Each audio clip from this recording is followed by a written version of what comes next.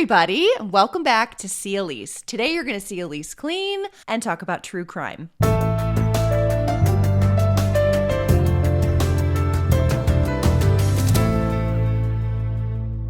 Well, welcome back to another episode of Cleaning and Crime. My name's Elise, and if you're new here, I love to listen to true crime while I clean my house. So because those are my two loves, I've merged the two. And every week I post a new, motivating whole house cleaning video while at the same time I sit in a little bubble and I tell you about a true crime case that's interesting to me.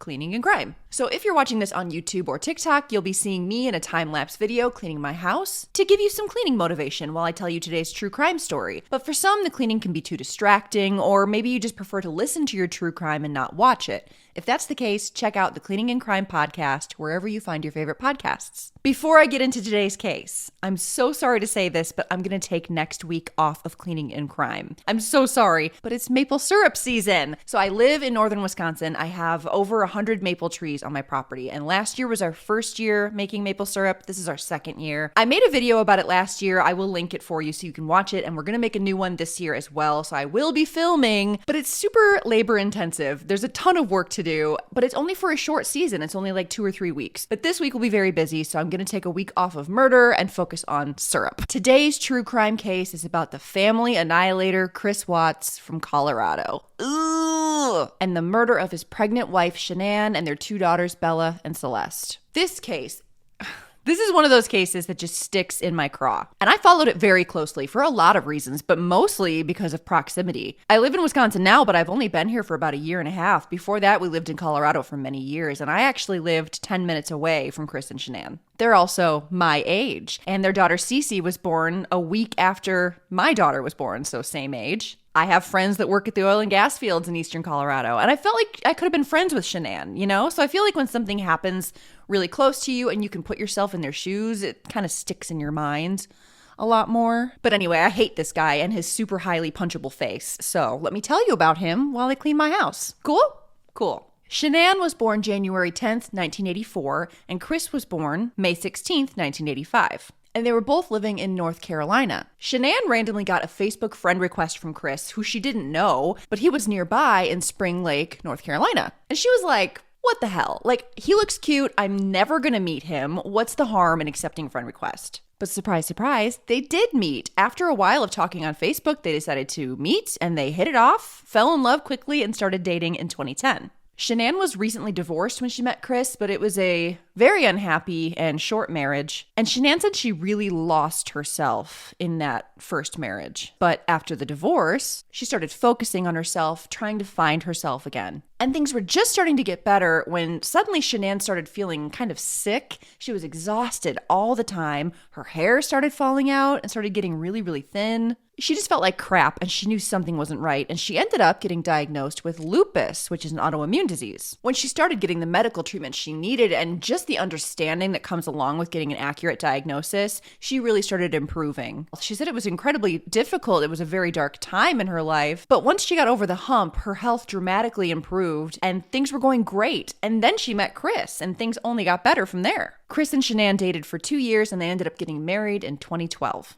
And just a few months after the wedding, Shanann found out she was pregnant. Now, the pregnancy was a shock, but it was a good shock because when Shanann was diagnosed with lupus, she was also told that she most likely would not be able to get pregnant.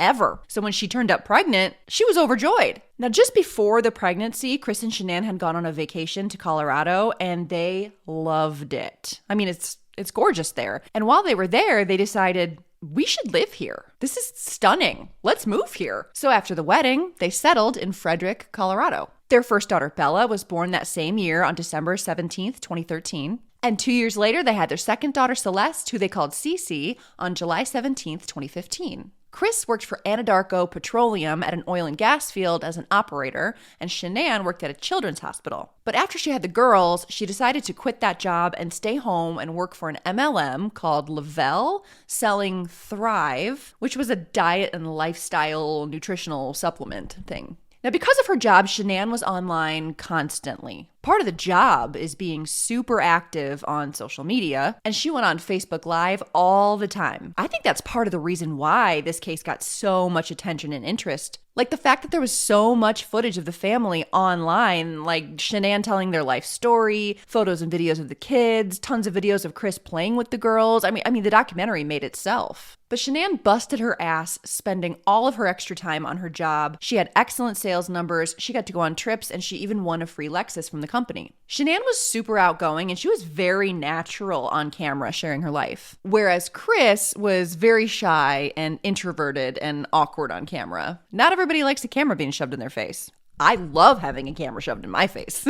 But pretty much everyone that knew them said that their relationship was great, that opposites attract, that Chris was a great father. And from the outside looking in, they were a great, happy, loving family. Isn't that always how these stories start?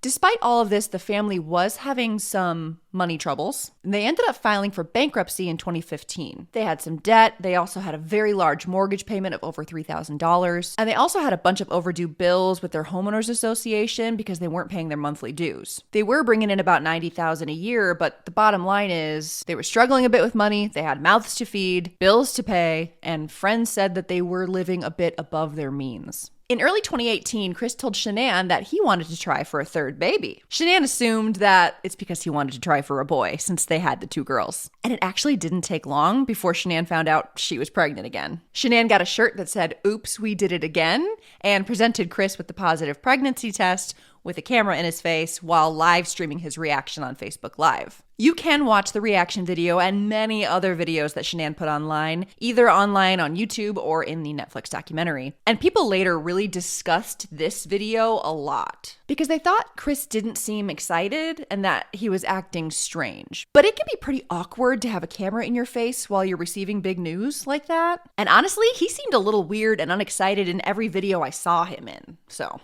But anyway, Shanann was pregnant with baby number 3. She was super excited and she planned a gender reveal party for August, which would be a couple of weeks after the anatomy scan. Not long after Shanann informed Chris that she was pregnant, Chris bumped into a coworker named Nicole Kessinger. Nicole worked for Anadarko in the environmental department, and she would bump into the operators when she went to the break room to put her lunch in the fridge. And I guess Chris saw her and thought, well, she's cute. So he went to her office for some reason and struck up a conversation. And I guess the two had a bit of a spark. So Chris and the coworker Nicole start talking. Emails and texts, that sort of thing. Now, not long after Chris and Nicole started up their work friendship, Shanann and the girls actually were leaving to go on a large vacation. So Shanann and the girls left on June 27th to go to North Carolina to visit friends and family for 6 weeks. So basically the entire summer. Chris obviously worked, so he couldn't go with to the entire vacation, but he was planning on going to North Carolina for the final week of the vacation so that they could all fly back to Colorado together. The night before the girls left, so the 26th, neighbors reported hearing screaming and arguing, and they reported seeing Chris and Shanann out in the driveway yelling at each other. We don't really know what that was about, but not the best send-off when you're about to leave your husband for 6 weeks. You know? Now, as soon as his family left for 6 weeks, Chris saw an opportunity to do whatever the hell he wanted. He was living the bachelor life for a month and a half. So naturally, he reached out to his new buddy, Nicole. Now, before you get mad at Nicole, the girl didn't know at first. Chris told Nicole his wife and girls left him and were in North Carolina, so she knew he had 2 daughters, but he also told her that they were separated and that they were practically divorced. Oh, don't worry about it. We're almost divorced, 10 more minutes, don't even worry about it. And it was easy to believe because Chris's house was empty, they were gone. So while Shanann and the girls were in North Carolina, Chris and coworker Nicole's relationship intensifies, and it goes from an emotional affair to a full-blown affair. And right away at the beginning of the trip, Shanann knew something was different with Chris. He wasn't answering calls and texts. He was very, very distant. He was much less affectionate than he usually was. Right away, she knew something was up. On July 7th, phone records indicate that Nicole called Chris on the phone for the first time. It was a 2-minute conversation at midnight. Then the evening of July 7th, Chris's cell phone pinged at multiple restaurant bar locations at the outdoor Orchard Mall. While Chris was out, he missed calls from Shanann. And the next morning, he texted her an excuse that he was so sorry he missed her calls. He was completely exhausted from the heat at work that day and went home and went to bed early. Shanann asked him if everything was okay. He seemed like something was wrong, and he replied, no, he was just tired and stressed from work. Shanann wasn't really buying it, and she said, I keep trying to talk to you, but I have to dig it out of you. I love you and I miss you, but I feel like all you want to do is work out and sleep, and I miss you. I just wish my husband wanted to talk to me. Chris did seem to work out a lot, which is, great, but he seemed to want to work out a lot. And he had recently lost a bunch of weight. He went from about 250 down to 180. So it's a significant weight loss. Good job. But Shanann had noticed that all he wanted to do was work out, run, work, and sleep. And they just weren't really spending a lot of time together, and she missed him. But he managed to pull himself up by his bootstraps and go out after work with Nicole. Funny how that works. Records show that Shanann frequently texted, called, and FaceTimed Chris, and he wouldn't answer. One night she FaceTimed him several times, and he didn't answer. And the next day he texted her, I'm so sorry. I didn't see those FaceTime calls. They rang on my work phone. And Shanann replied, I don't give a fuck about a missed call. You call your kids at night. You call your kids in the morning to say good morning. I thought maybe you would miss your family. So, things were tense. In North Carolina, Shanann brought the kids over to her in-laws to go see their grandparents, so Chris's parents. And I guess while they were there, Shanann had a fight with Cindy, Chris's mom. Now, there are two sides to the story. Isn't there always? Shanann told it as, Cece had a bunch of food allergies, and Cindy brought out some ice cream while they were there, and it contained every ingredient that Cece was allergic to. Shanann saw it and said, please make sure you don't give Cece any of that ice cream. She's allergic. She can't eat that, so be careful. Then Cindy argued with her and said she had no freaking clue that Cece even had any allergies. They argued, and then Cindy ended up kicking Shanann out of the house. Cindy's side of the story was that when Shanann saw the ice cream, she started screaming. She went crazy, yelling that Cindy was trying to kill her baby on purpose. The argument got so out of hand that Cindy asked Shanann to leave. So, very different versions of the story, but there's definitely tension between Shanann and her in-laws. Shanann then texted Chris and said, you need to call your dad and let him know that you don't appreciate that they almost killed Cece with their actions. And Chris replied, absolutely, I totally agree, especially since the kids are involved. Whatever that means. And he said that he was going to take care of it. Then a few days later, Shanann had a birthday party for Cece, and the in-laws did not come, despite the fact that they said they were going to be there for Cece's birthday party. Shanann texted her friends about all of the in-law drama and about how she was mad that they didn't come to their granddaughter's birthday party. And she told one friend, I don't ever want to see them again. So it sounds like Shanann was fixing to possibly cut the in-laws out of the kids' lives. But this wasn't about allergies or ice cream. This was anger built up over years, in my opinion. Because apparently, ever since Chris and Shanann got together, Chris's family, especially his mother and sister, did not like Shanann at all. They didn't like a thing about her. Chris said that his mom would always say Shanann was nowhere near good enough for her son. And Chris's family didn't even go to Chris and Shanann's wedding. That's how much they didn't like her. And when they moved to Colorado, Chris's family said, oh, Shanann's just trying to move Chris away from us. And here's Shanann on this trip, and she has to spend time with her in-laws that don't like her without Chris there as a buffer. That's a situation that's not going to go smoothly. That's a situation that even ice cream can ruin. And I'm left wondering, why was Chris incapable of having a conversation with his family, setting healthy boundaries, standing up for his wife and his new family? Was he not pissed that his own family didn't go to his own wedding? So Shanann's mood was really taking a hit. A bit of a damper on the vacation. She's tired. She's pregnant. Her bitch-ass husband won't call her back. And again, this wasn't normal for Chris. It was obvious that something was going on, that something had changed. Chris was usually very affectionate, lovey-dovey, grabby, he was an ass grabber and a public kisser. They were a PDA couple. But now that she's pregnant and out of town, suddenly he's a completely different person. So very frustrating. So Shanann starts to think it's the fight with the in-laws. He must be mad at me, or his family must have gotten to him. Things were fine before I left, and now they're not fine. And that's the only thing that's happened. So it's either that, or there's someone else. She's not a fucking idiot. On July 14th, Chris and Nicole, the mistress, hung out at a car museum. And Shanann called Chris several times while he was with Nicole, and those calls went unanswered, obviously. Frustrated, Shanann then started texting her friends, explaining her troubles with Chris, explaining how distant he's being. And finally, after Chris's date was over, he called his wife back. Again, she tells him, look, we need to talk. What's going on? You're acting so different. Is there someone else? And he says, of course not. No, I'm just tired. I'm just stressed. And she's like, I don't buy it. I know there's something going on and we need to talk about it. And this is when Chris drops the freaking bomb on Shanann.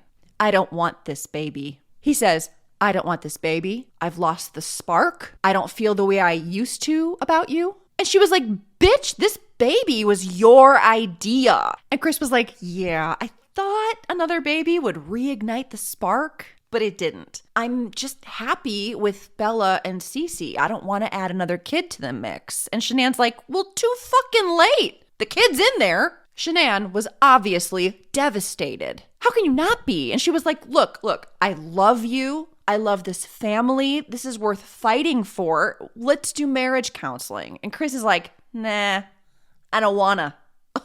On July 18th, Chris and Nicole, the mistress, start sending naughty pictures to each other. To hide his bad behavior from his wife, he downloaded a secret calculator app where you type in a secret code and boom, you get access to all your dirty little secrets that you're hiding from your wife. And then that evening, Chris started Googling vacation spots.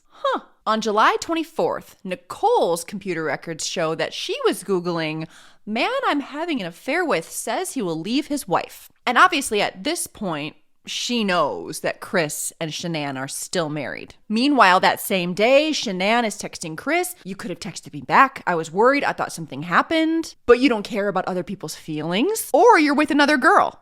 Or worse, no consideration of others.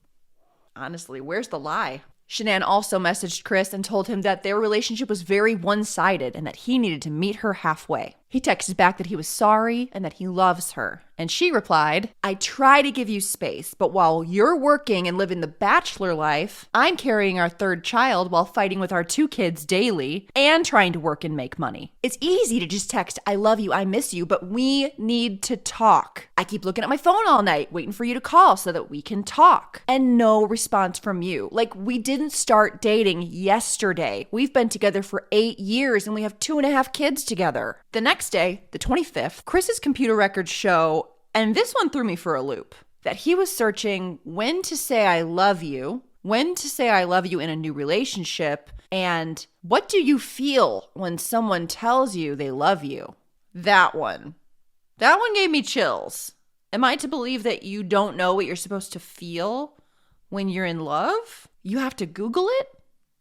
On July 28th, Chris and Nicole went on a trip to the sand dunes. They took a ton of pictures and videos together, and Chris put them in his secret calculator app for storage. The final week of the North Carolina trip, on July 31st, Chris flew out to meet his family. And when he landed, the girls greeted him at the airport. He hugged and kissed Shanann, and then they went about the rest of their vacation. While the family was at the beach, Shanann was texting her friends. He's only kissed me once since he's been here, and that was at the airport. He didn't even grab my ass. I just want to cry, not seeing each other and no sex for 5.5 weeks. And he won't touch me. Her friends were super supportive, like, what the fuck is wrong with him? Tell him how you feel. And Shanann was like, I did. He won't talk to me. On August 3rd and 4th, Chris was on his phone a lot, getting lots of texts and dirty pictures from Nicole, which he was transferring to his calculator app, all while he's on vacation with his family. Shanann's family reported that Chris was very quiet and distant. Meanwhile, Nicole, back in Colorado, was Googling Chris Watts, Shanann Watts, looking at their Facebook pages, and she also spent a lot of time looking at wedding dresses.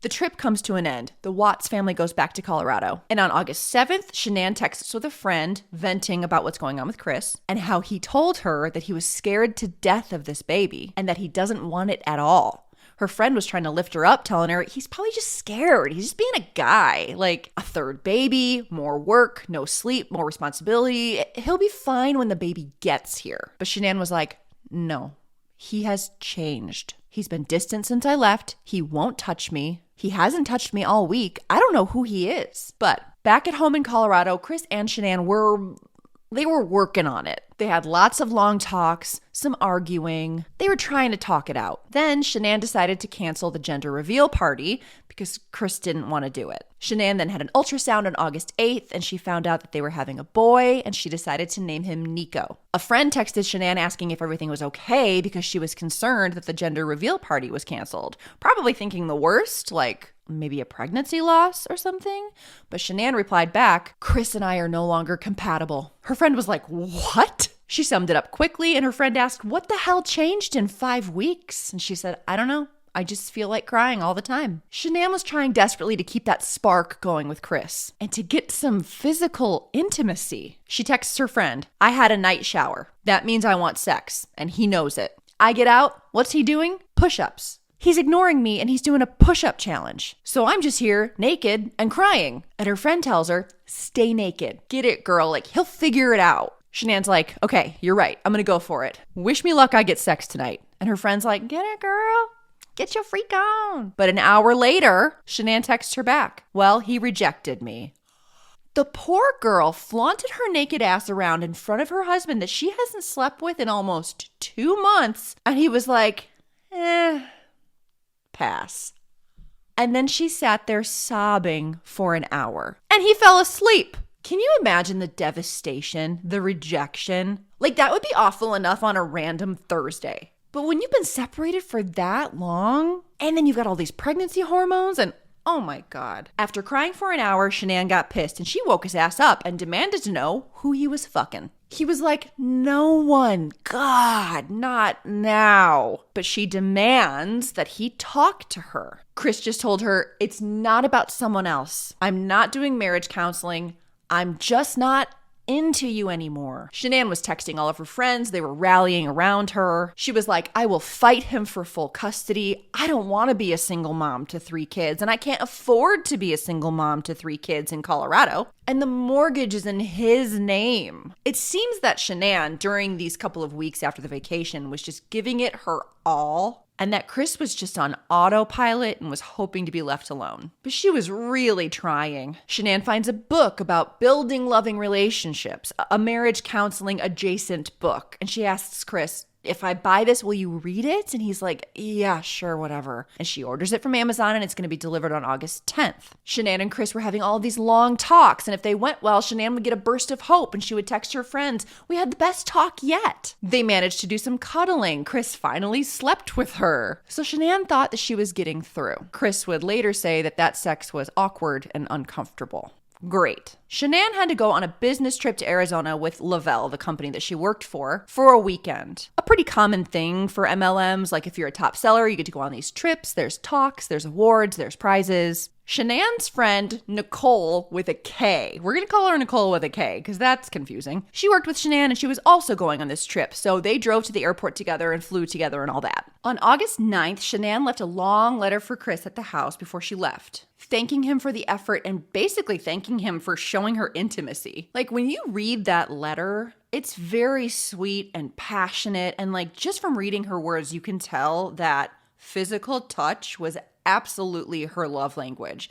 And it really shed some light to me about why the past 2 months have really sent her spiraling. Now, Chris was obviously staying home with the girls while Shanann was out of town on this trip, and he ended up asking the neighbor if the neighbor's daughter could babysit Bella and Celeste while he went to a Rockies baseball game on Saturday. They agreed, but Chris did not go to a Rockies game. He actually went on a date with Nicole. Father of the year, right? The same weekend, Mistress Nicole's search history showed that she was busy searching for how to prepare for anal sex, the anal sex guide, and she was also watching a lot of pornography. And she was researching threesomes. People got really worked up about this, and they threw a lot of shade at Nicole. Like, "Oh my God, porn? What a horrible person." And it's like, okay, calm down, prudes. Like, Nicole may be a mistress to a married man, but her interests have nothing to do with Chris Watts killing his family. You know what I mean? Anyway, Shanann was not in great spirits on her trip,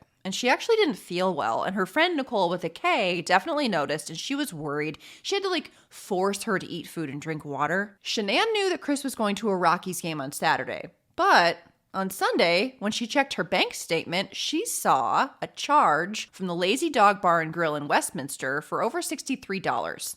Now, I've been there. I've eaten there several times, and it's not expensive. It would be a chore to rack up $63 on your own. So Shanann called him up and asked him, what's with this charge? Were you with someone else? And he's like, no, I was on my own. I got a burger and a beer. But then she goes online, looks up the Lazy Dog's menu, and she's like, a burger and a beer. That's like after tip, $30 tops. So again, her suspicions that Chris is cheating intensify. On the way back from this Arizona trip, their flight gets delayed, which sucks. Like, they're tired, she's pregnant, she's not feeling well. And they end up not getting home and dropping Shanann off at home until almost 2 a.m. on August 13th, 2018. Chris got up around 4 in the morning on the 13th to go to work, showered, got dressed, and I guess Shanann woke up and they had a conversation about their marriage. But then Chris left for work around 5:15. And on his way, he called the school to inform them that Bella and Celeste would no longer be attending. Not calling them in sick, like pulling them out of school. What the fuck? The morning of August 13th, Shanann had a doctor's appointment just a couple of hours after she landed. And it was an ultrasound appointment, so it was a more important one in the grand scheme of things. And Shanann was on her friend Nicole with a K's mind. She was worried that Shanann didn't feel well while they were on the trip. She knew all the shit that was going on with Chris. And she called Shanann to check in, but she didn't get an answer. So she texted her and was like, hey, just let me know how your doctor's appointment goes. But when she didn't hear back in a while, she started calling again. And she called several times rapid fire and got no answer. And Nicole with a K was like, So she texted Shanann. She's like, look, I'm worried. I'm coming over. Nicole with a K gets to the Watts house. She starts ringing the doorbell, knocking on the door. She's not getting any answers. The door is locked. She can't get in. Now, they had a video doorbell, so all of the movement and attempts to get in the door were sending alerts to Chris's phone. Nicole calls Chris and asks him, have you seen your wife? Do you know where she is? Do you know where the girls are? I'm not getting a hold of them. And Chris tells her, all I know is she said she has a play date. She hangs up and she starts looking in the windows, and she looks in the garage window and she sees the Lexus in the garage with the 2 car seats in the back seat. She's like, They didn't go on any play date. They didn't go anywhere. Something's really wrong. So she starts trying the door again. She starts randomly punching numbers into the garage keypad. She starts going around the house looking for open doors and windows, like trying to break in. And all of this movement is again sending alerts to Chris's phone. So Chris calls Nicole with a K and he's like, what are you doing? Quit trying to break into my house. She's not home. She's on a play date. You need to leave the property. Nicole tells him, I'm looking in your garage right now. The Lexus is here. The car seats are here. And Chris tells her, I don't know where she was going. Maybe she walked. Nicole's like, I'm going to call the police. And Chris is like, don't do that. Don't get the police involved. Nicole's like, screw you, hangs up, calls Shanann's doctor's office and asks the receptionist if Shanann showed up to her appointment. The receptionist told her no. So Nicole with a K hung up and called the cops. Can we take a moment for Nicole with a K and acknowledge what a great fucking friend she is? Cops get there, Nicole fills them in, and she starts calling Shanann's parents in North Carolina, hoping that maybe they know a garage code or something, because Chris sure as shit isn't helping. They did not. The cops call Chris and tell him, you need to come home. And he tells them, I'm actually already on the way. They ask him for the garage code and he says, keypad doesn't work. You can watch everything that happens next online or in the Netflix documentary. And when I tell you, people picked every second of this apart. Chris gets home. He opens up the door, lets the cop in. Nicole with a K shoves her way into, like, back off, skinny boy. They start looking through the house. The cop is asking Chris questions. The first thing that stood out to me, Chris is calm and awkward, and he's just like aimlessly wandering around the house, walking from room to room, looking around. Like, if my spouse and my kids were missing, I would be frantic. I'd be running around screaming their names, I'd be completely useless. He was acting very strange. Obviously, there's no sign of Shanann or the kids at the house. Nicole finds Shanann's cell phone in between the couch cushions, and she also finds her medication in her purse still in the house. Because remember, she had lupus. Nicole said there was no way that Shanann would have left without her meds, and her cell phone was her lifeline. After looking around the house, everything was super neat and tidy. Nicole said that Shanann had a touch of the OCD, and she was always cleaning, always organizing, always tidying. I can relate. So there was obviously no sign of a struggle. The sheets were also missing from the main bedroom and the kids' bedrooms, so bare beds. And the marriage counseling book that Shanann ordered was in the recycling bin. Chris at one point awkwardly comes out of the bedroom holding Shanann's wedding ring and said he found it on the nightstand on her side of the bed. And he was like trying to act all like shocked and sad, but he's a really bad actor. Chris told the cop that Shanann had gotten home around 2 and that he left for work around 5:15, but her and the kids were sleeping when he left. And he didn't know where they were. The cop spoke to the next door neighbor because he spotted a security camera on the guy's house pointed toward Chris and Shanann's house. So they all go over to go look at the footage. Now you can see the neighbor's truck, and then behind it you can see Chris pull his truck up to the garage door, and then you can see Chris get out and he's loading stuff into the truck. It's not super clear, it's a bit grainy. It looks like he's putting bags in the truck, but he does make 3 trips. And while they were watching the footage, Chris was kind of narrating what they were seeing, like, yeah, I usually park the work truck on the street because it leaks oil and Shanann doesn't like it if it messes up the driveway. So, I always pull my truck up to the garage to like grab my tools and stuff before I go to work. So after they watch all the footage, Chris and Nicole with a K go to leave to go back to the Watts house, and the cop tells him, yeah, I'll meet you back over there. I'm just going to get this guy's information. And as soon as Chris leaves and that door shuts, the neighbor goes, he ain't acting right. And the neighbor also told the cop, Chris never pulls his truck up to the garage like that. So cops start passing out flyers to the neighborhood. They set up roadblocks and talk to every car going through the town. And word gets around that this young pregnant mom and her kids were missing. Meanwhile, Chris starts deleting text messages and photos from and containing his mistress, Nicole. Then Chris and Nicole share a 51-minute phone call, and we don't know what was said on that phone call. But then the next day, on August 14th, Nicole was Googling, can police trace deleted text messages? And she spent a bunch of time researching the topic. The media gets interest and they want to interview Chris in his home to help spread the word, help find Shanann. Shanann's mother in North Carolina told Chris, don't do the TV interview. People pick that shit apart. They always think that it's the husband in these situations and they'll try to make you look guilty. Don't do it. Like at this point, Shanann's mother really thought there's no way Chris was involved in the family's disappearance. But Chris decided to do it. And when that interview hit TVs, Shanann's mother was like, thank God he did that interview, because she was right. It made him look guilty as fuck. Now, like I said, I lived 10 minutes from Chris and Shanann, and like as soon as she went missing, people I knew were sharing the news stories on Facebook. My neighbors were outside talking about it. Like it was the talk of the town. And I will never forget watching this live news interview on my local news while I was sitting on the couch drinking coffee. I will never forget it. And as soon as I saw his stupid face and his stupid smirk, I looked at my husband and I said, oh, this guy, he killed his family. So Chris was awkward. He was rocking back and forth. He was stammering. He was saying like a lot. He kept smiling and smirking and laughing. It was super unconvincing and uncomfortable. I will leave a link in the YouTube description box so you can watch a video of the interview. But it's just so uncomfortable. And also, dead fish eyes. Nothing is more of a giveaway to me than dead fish eyes. I'm telling you. Unsettling. Now, after police didn't find Shanann and the kids, and after Chris looked super freaking guilty on TV, they brought him in for questioning on August 15th. So 2 days after they went missing. Chris was asked if the two were arguing, and he was asked if he was having an affair, to which he said, nah, I wouldn't do that. But Chris was quick to say he thought Shanann may have been having an affair. The investigator told Chris that he was a suspect and they needed to rule him out and asked him to take a lie detector test, and Chris agreed. The investigator that administered the lie detector test was pretty hilarious. She explained how it was going to work, and she was like, right now, one person knows what really happened. And after this is done, 2 people are going to know. And she also said, if you had anything to do with Shanann and the girls going missing, it would be really stupid for you to be here right now. It would be really stupid for you to take this test, wouldn't it? But he takes it, and as he's answering the questions, he is like stiff as a board. And at one point, the investigator was like, I'm really going to need you to just like breathe normally.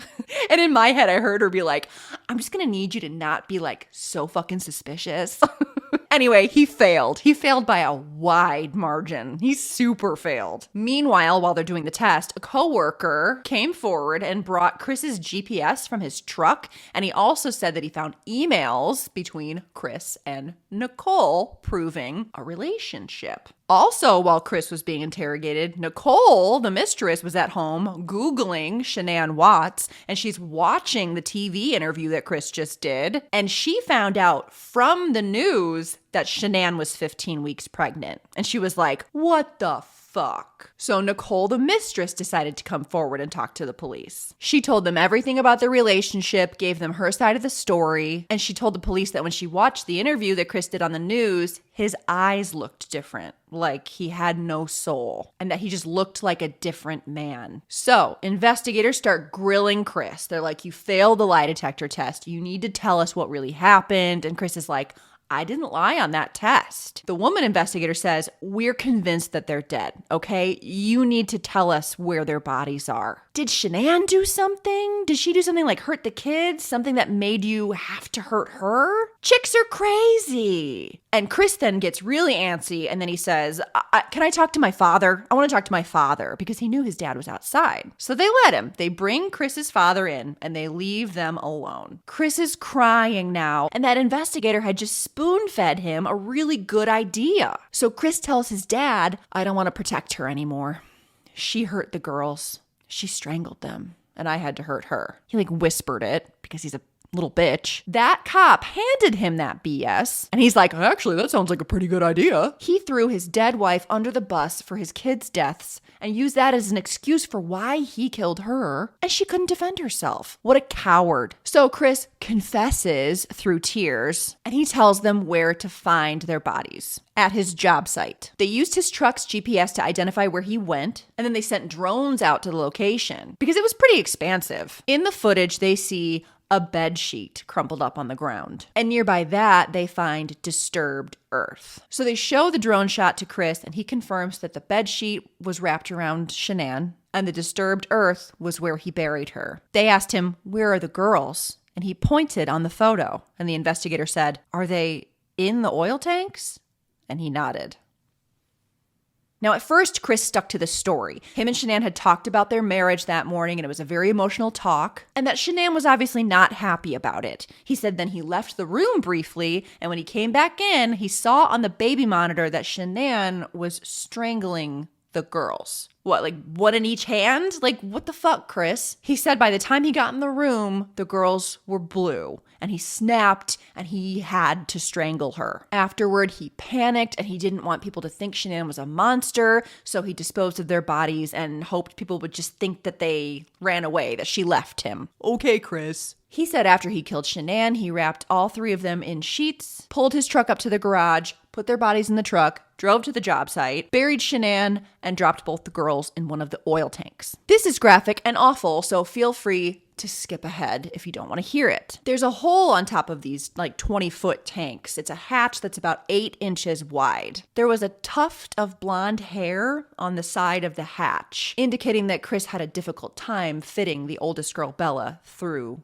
the opening. And when they recovered the girls' bodies, Bella had scratches on her left buttock from being shoved through the opening of the oil tank. I just can't wrap my mind around this shit. And the truth is even worse than this version. And we'll get to that. The investigators were like, are you comfortable with the public knowing that Shanann hurt the girls? And he's like, I didn't hurt the girls. And they're like, are you comfortable with the public knowing that Shanann killed the girls? And he's like, yes, because I didn't hurt the girls. Dude, fuck you. They were like, it's not adding up, Chris. You know what I think? I think you got this hot little piece of ass on the side and you want that life. But in order to have that new fun life, you've got to get rid of the old life. So either you're this monster or something else. I think we're so close to the truth, but we're not quite there yet. And Chris just said, I'm not a monster. Chris was arrested and charged with 3 counts of first-degree murder, additional counts for the death of a child under the age of 12 by a person in a trusted position, unlawful termination of a pregnancy because, remember, Shanann was pregnant, and 3 counts of tampering with the deceased body. The news publicly confirmed that Chris killed Shanann and that he was claiming that Shanann had killed the girls. Conspiracy theorists and armchair detectives got busy, picking apart everything that was posted on social media by Shanann. And there were people yelling online that Chris was innocent and that Shanann seemed kind of like a bitch and that she drove him to it. They were just victim blaming to the extreme.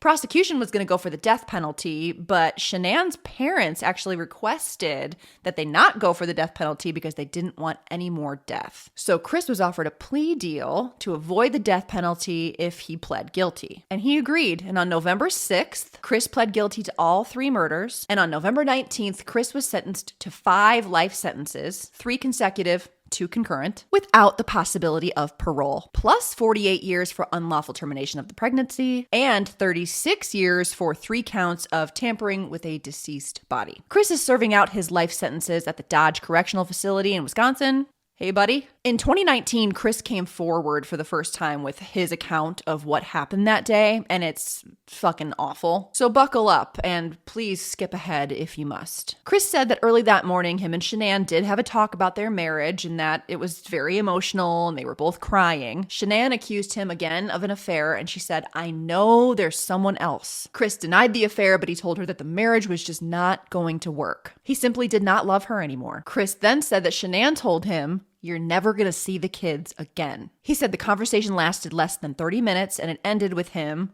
seeing red and strangling Shanann. He said that Shanann did not scream and she didn't fight back at all, and he doesn't know why. As Chris was rolling Shanann's body in their bed sheet, Bella woke up and came into their room and asked, "What's wrong with Mommy?" Chris told her, "Mommy's not feeling well and she's asleep." He carried Shanann wrapped in the bed sheet down the stairs. And the noise of him pulling Shanann down the stairs and Bella crying behind him woke up Cece. After Shanann's body was in the truck, he put Bella and Cece in the back seat with her, with no car seats, and he drove them to the job site. Super upsetting part here. Chris used Cece's blanket to smother her while also strangling her and then dropped her into the oil tank. Bella, who saw the whole thing, asked, "Is the same thing going to happen to me as Cece?" And then he did the same to Bella and dropped her into the oil tank as well. He then buried Shanann, leaving the bedsheet behind, and went to work.